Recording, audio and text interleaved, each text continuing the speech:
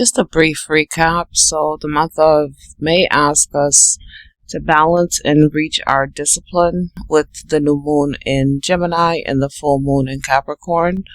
We were asked to face what makes us fearful from our childhood, our traumas, so that we can reach our highest potential. We're going to dive right into that July reading, which is starting us off with a new moon in Cancer. So the moon is at home in Cancer. This new moon starts on July 5th and runs through July 6th. It's a Friday, which means the moon is in the sign of Taurus Libra. The moon is exalted by Taurus. So being at home and being in the sign of Taurus is kind of like a way for us to see where the balancing can take place. I've not done any comparison between signs, just from experience of living and being around other people. But one thing I've noticed is like the sign of Taurus and the sign of Cancer kind of get along pretty well. Where Cancer on a good side is pretty much your emotional support. Bull is pretty much laid back, the stable, structured individual in the relationship, no matter what side it is. So with this new moon on this Friday being ruled by itself, the moon, and also the energy of Venus, our focus is mostly on our sacral chakra, balancing and healing our emotions. By balancing and healing our emotions, we're able to reach a higher potential when we reach our I am energy, our solar plexus energy. A lot of the times when you'll find individuals who seem to have it going on in one location in their lives, but the other location seems a bit chaotic, it's only because they're missing in one space, then they are overcompensating in another. For example, an imbalanced sacral chakra will cause you to be emotionally immature. Like, no matter what the relationship is, somehow there will always be an argument that formulates itself throughout that relationship. Businesses won't rise as they should, friendships fall apart, relationships come to a close. So what this energy is asking us to do is pretty much pull yourself in and look at yourself for who you are. Notice that you're not that child that once threw a tantrum when they didn't get what they wanted. Notice that now you're a fully grown, fully formulated adult, and there's a process to life. There's a process to managing your emotions. There's a process to your creativity. There's a process to your sensuality. And those are the key things that the sacral chakra balances and controls within our energetic bodies. So let's take a moment to just jump into our stones, candles, and our tarot so we can see what else is up this new moon. So the candles we have here represent the energy of Friday.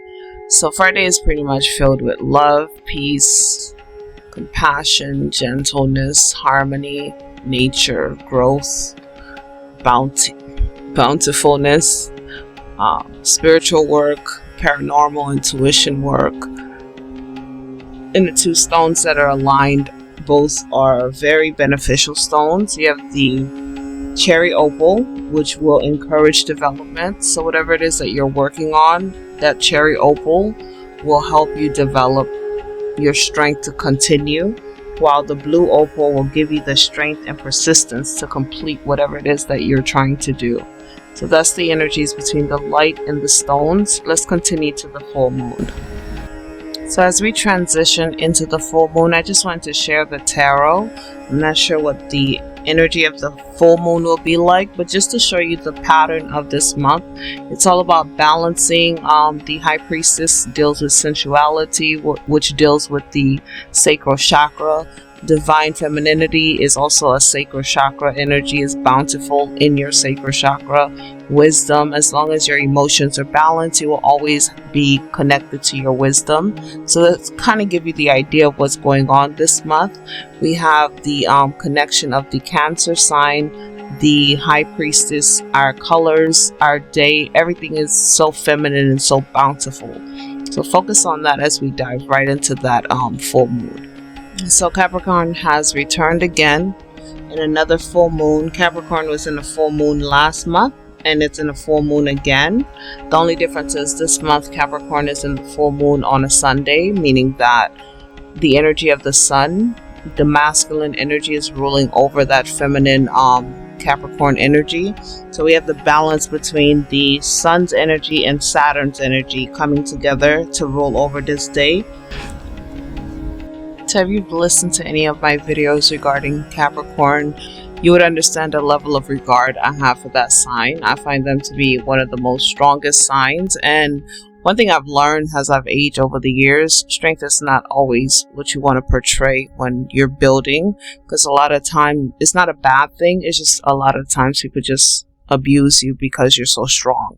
So right now we have the High Priestess feminine energy aligning itself with the Capricorn feminine energy, with their rulership of Cancer and also Saturn for Capricorn on a Sunday. Now the colors of orange that you see there are all action colors. They're mental action, spiritual action, physical action. So in other words, what this energy of this beautiful feminine combination is telling us is pretty much take action. Don't just sit on your butt expecting things to happen for you, but get up and actually make something happen. So there you have the month. It's a pretty clean month. This video is not as long as the other videos because, I don't know, the energy of the Cancer and the Capricorn for July, the message is pretty clear. Work on you, set your goals, work on your goals, continue to feed your higher self, continue to build your lower selves so that at the end, your best and highest potential can be presented to the world. Don't be too brash or too harsh. I know the Capricorn energy can be very harsh and the Cancer energy can be very emotionally manipulating. Don't manipulate yourself to get things done. Literally, like, take it easy. You could be sitting in a storm. Let the storm pass. You know, if you've ever been through a real life natural disaster, be it a hurricane, blizzard, tornado, whatever it is, if you've ever been through any of those things, the one thing you know for sure, you can't do anything until it's gone. So live and be in that space, because at the end of the day, if for you personally you don't meet the soft Cancer and the balanced Capricorn, your own energy goes into those realms and you see chaos or you feel chaotic, sit in that. Listen to what the energy has to say to you, and then at the end of that moment you'll understand more about yourself and you'll be able to grow more.